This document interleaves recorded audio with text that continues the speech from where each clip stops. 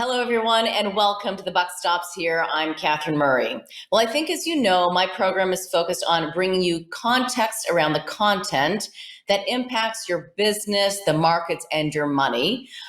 In other words, really trying to make sense of the various factors affecting our lives and our opportunities. I think, as many of you also know, I spent 14 years on Wall Street at Goldman Sachs as well as Deutsche Bank before having an 11-year career on business television. So before we get to our main conversation today, I thought it might be good to give you a little bit of a market recap, given the dramatic sell-off we've been seeing in the markets, which are down by about 20% over the past number of weeks. We did actually see the Dow drop 1,100 points this week in one day, actually, driven by inflation fears. And, we know inflation's out there. We know that it's at a multi-decade high, over 8% in the United States.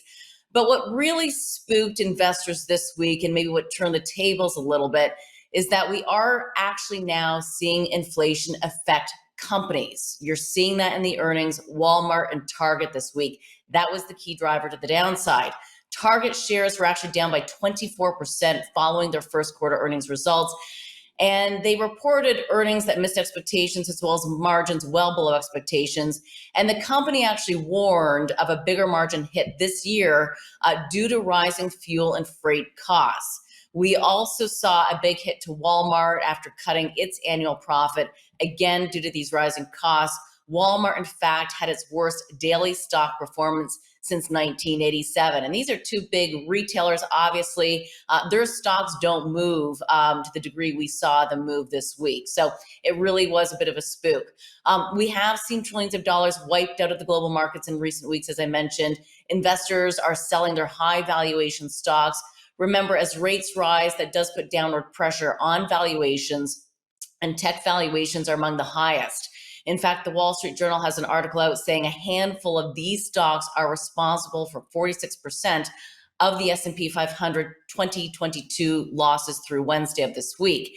Again, investors are seeing and selling in anticipation of the U.S. Federal Reserve having to be perhaps more aggressive in raising rates to combat inflation. I would, however, suggest a very out of consensus call to think about that we are actually seeing a slowdown in U.S. economic data quite dramatically. In other words, the economy might in fact be operating at a slower rate and slower pace, which is less inflationary and might in fact mean that the U.S. Federal Reserve doesn't have to be as aggressive at raising rates. Now, of course, we have two exogenous factors impacting inflation, that, of course, being the war in Ukraine, affecting food supply, and also, of course, oil supply. Those two factors are not going away. So maybe we will have to see the U.S. Federal Reserve continue to raise rates. Today, we look to be getting a bit of a bounce in the market. It's Friday, I always pre-tape. And that is because China had a surprise rate cut in order to boost their economy. This is another important dynamic because when you have two of the largest economies in the world, the United States as well as China, with opposing central bank policies, the U.S. raising rates to combat inflation, China lowering rates to spur growth, that puts upward pressure on the U.S. dollar. It's very painful for emerging markets. The big question is, can the U.S. Fed continue to do that, put upward pressure on the U.S. dollar? Because in addition to focusing on inflation, they also want to maintain financial stability. And when you have a rising U.S. dollar putting so much pressure on emerging markets, that could create financial instability. So just something to think about. We'll watch how the markets react today for sure. And you can always watch my market recap on the News Forum every Thursday. Let me bring in our first guest. We only have a little bit in this segment, but Barry Fenton is the president and CEO of Lanterra, focused on real estate here in Canada. Barry, great to have you with us. Just quickly before we do take a quick break. What are your thoughts right now in terms of the rise in rate and inflation environment? Well, inflation isn't a good word for me, but what ends up happening with inflation issues is that we end up having to pass out those inflationary rates over to consumers. So that does become a problem.